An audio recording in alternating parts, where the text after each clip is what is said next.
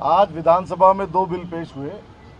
एक जो प्राकृतिक चिकित्सा से संबंधित अजमेर में जो यूनिवर्सिटी खोलने जा रहे हैं, तो उसमें हम सब का ये कहना है कि आपके पास आयुष का डिपार्टमेंट है और जब आप आयुष नाम रखते हो तो सारी जो नेचुरल चिकित्सा पद्धति है वो सारी कवर हो जाती है, चाहे वो आयुर्वेद हो और चाहे वो यूनानी हो और चाहे कोई भी जो प्राकृतिक चिकित्सा पद्धति है उसमें सारी कवर हो जाती है। और हमने एक डिमांड भी रखी उसके अंदर कि ये डॉक्टर्स के अंदर, चाहे वो आयुर्वेद का डॉक्टर हो, चाहे यूनानी डॉक्टर हो और चाहे एलोपैथी का डॉक्टर हो, उसमें डिस्क्रिमिनेशन नहीं होना चाहिए। अगर उनकी रिटायरमेंट की एज 62 है तो इनकी भी रिटायरमेंट की एज 62 होनी चाहिए और जो फैसिलिटी उनको मिले वो इनको मिलनी चाहिए।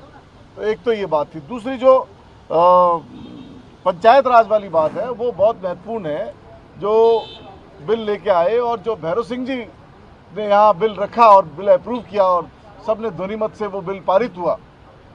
आज वो इतिहास बदल गया है और आज वो बिल इन्होंने बीजेपी की सरकार ने, इसका मतलब ये है कि बीजेपी अपने एजेंडा पे काम नहीं करती, कहीं से और से इशारे आते हैं और उसके ऊपर काम किया जाता है।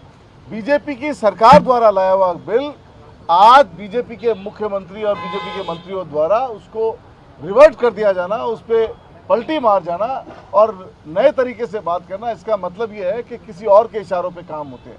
दूसरी बात, जब पंचायत राज की आप बात करते हो, 1.25 साल से इलेक्शन नहीं हुए हैं और आगे आने वाले समय में भी 2-4-5 महीनों में इलेक्शन होते नज़र नहीं आते हैं, तो फिर आपने क्यों इतनी जल्दी एसआईआर कराई और एसआईआर की और एसआईआर में आपने लाखों की संख्या में नाम काटे और ये कहा कि ये सब नाम डिफॉल्टर हैं, ये नाम रहने लायक नहीं है, ये डबल नाम है या गलत नाम जुड़े हुए हैं, तो आप पुरानी वोटर लिस्ट से क्यों चुनाव कराना चाहते हो?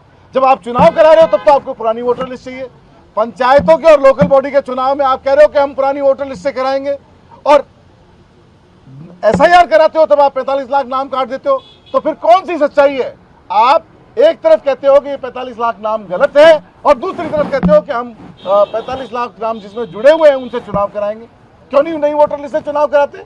जब आपके पास समय है, टाइम है, चुनाव एक्सटेंड हो चुके हैं, तो ऐसी कौन सी मजबूरी है? या इसका मतलब यह है कि आप निष्पक्ष चुनाव नहीं कराना चाहते, या तो आपकी वोटर लिस्ट गलत है या आप निष्पक्ष चुनाव नहीं कराना चाहते, आपकी मंशा गलत है। तो ये बात मैं आप सबके सामने कहना चाहता हूं कि जिस तरह से बिल लाए गए हैं, सरकार क्या काम कर रही है और किस डायरेक्शन पे जा रही है, ये सरकार के विधायक वो लोग तय नहीं कर रहे हैं, कहीं और से पर्चियां आ रही है, उस पर सरकार काम कर रही है। मदन दिलावर जी ने कहा कि तेलंगाना के मुख्यमंत्री ने कहा कि 3 बच्चों से जिनके कम है उनको चुनाव नहीं लड़ना चाहिए, उनको अधिकार नहीं होना चाहिए। कांग्रेस में दोगलापन क्यों है, यहाँ ये विरोध कर रहे हैं?